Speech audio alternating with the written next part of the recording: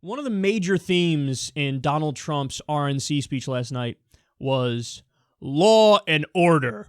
In fact, on about 4 separate occasions, he mentioned it by name and stressed it and tried to say, I am the law and order candidate. In fact, we have a little clip of it. Check it out. There can be no prosperity without law and order. Law and order.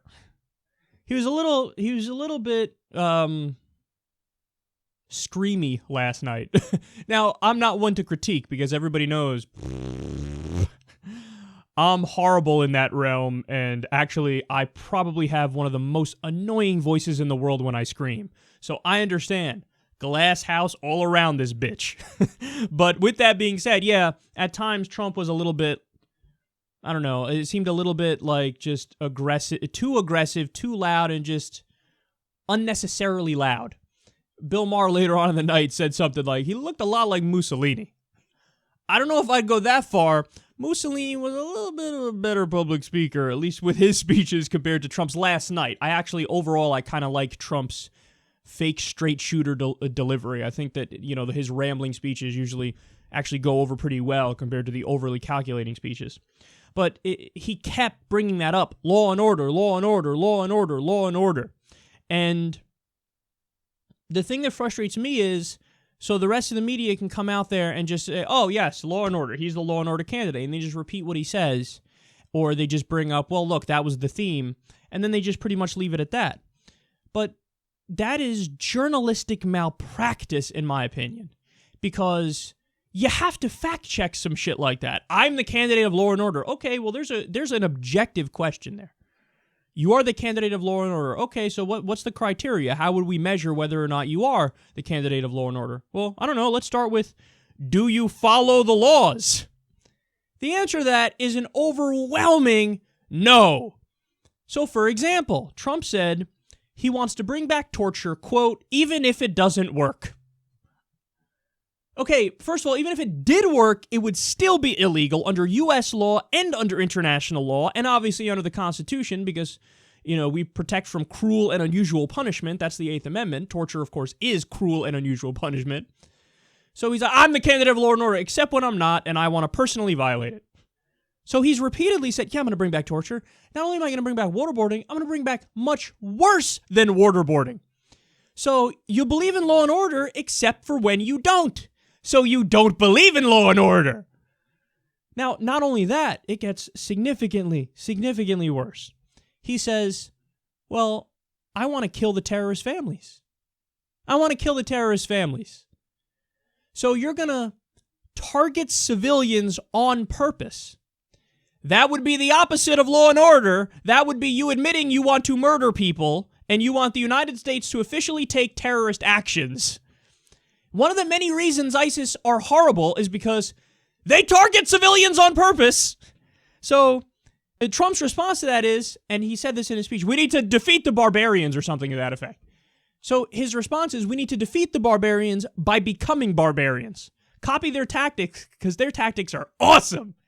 If you want to copy their tactics, you're not the opposite of them. You're just like them. So, no, again, you don't believe in law and order. If you want to talk about killing civilians, imagine that in any other context. I mean, what, it's different because, the civilians in this case are in Pakistan, or they're in Yemen, or they're in Syria. No, they're still civilians. Imagine he said that about, people he disliked in Arkansas. We're going to kill, there's a bunch of groups in Arkansas, they're a little questionable, we're going to kill their families, we're going to take out their families. We're going to take out their families. Law and order. I'm the law and order candidate. You just advocated murder, you idiot. That's not law and order. That's the opposite of law and order. But my favorite one, because again, it's hilarious he's ranting about this, and the media will just run with it. Yeah, law and order candidate, law and order candidate. You want to talk about law and order? Dude, you are against the ultimate law. The ultimate law. He said that the Geneva Conventions is, quote, the problem.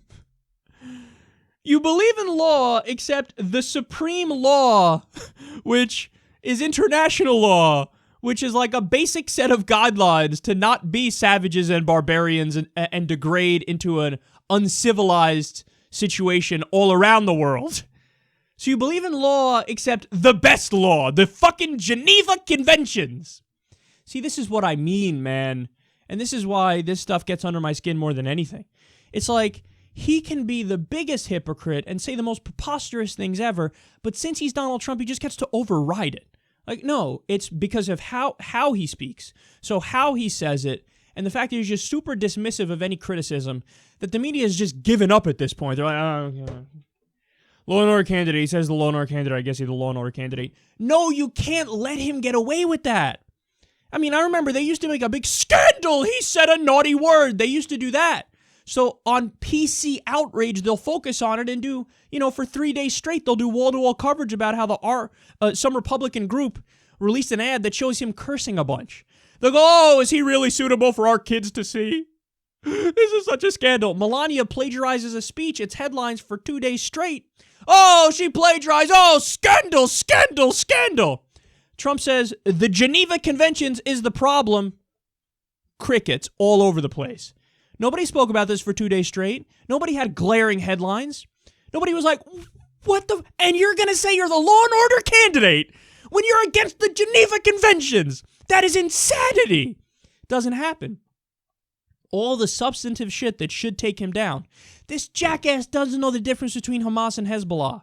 As he's running for president of the United States, he didn't know the difference between the Kurds and the Quds Force. As he's running for president of the United States. Did that get the same kind of attention that Melania's, 5 plagiarized lines in her speech did? No! So the media is focused on all the wrong things. You have to fact check him. You have to hold him accountable. Trump's rise is also partly because our media is broken. If our media wasn't broken, if everybody covered Donald Trump like I covered Donald Trump, it'd be a different story. Because there's some things where you say, no, you draw a red line and you say you're so outside of the realm of respectability and that which is, normal and humane and civilized, that people need to understand if they vote for you, they are voting for a terrorist. You're saying I'm going to do a terrorist attack. I'm going to kill civilians.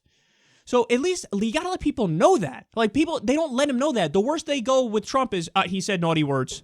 And then people just say, oh, he's un-PC, so I like him. No, it's not that he's not politically correct. It's that he's not correct. He's saying, I want to kill civilians. That's fucking insanity. That's why I did the ad calling him Terrorist Don. Because he said, I want to be a terrorist. That's what I want to do. Give me the world's most powerful army in human history. And give me the nuclear codes. And everything will be all right. I don't know who Hamas is. I don't know who Hezbollah is. I don't know the Kurds. I don't know the Quds Force. I don't know dick about anything. But I will ignore the Geneva Conventions. I will kill civilians. I will torture people. And where's the media? Fucking crickets. He says he's the law and order candidate. The media goes, he's the law and order candidate. What are you going to do? He's the law and order candidate. That's what he says, so that's what he is. No, you need to fucking fact check.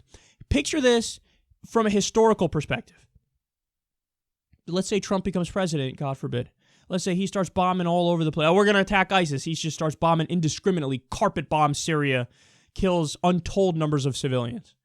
In history, how will that be judged in history? 50 years down the road, 100 years down the road, whatever the fuck it is. People look back and they go, wow, American culture was broken. That's what they'll say. Why? Because this guy told you what he was going to do in the campaign. And we still didn't stop him. People voted for him anyway. I mean, even Hitler didn't say, I'm going to do the fucking final solution as he was campaigning when he got 43% of the vote and he ended up winning with a plurality. Even he didn't say that.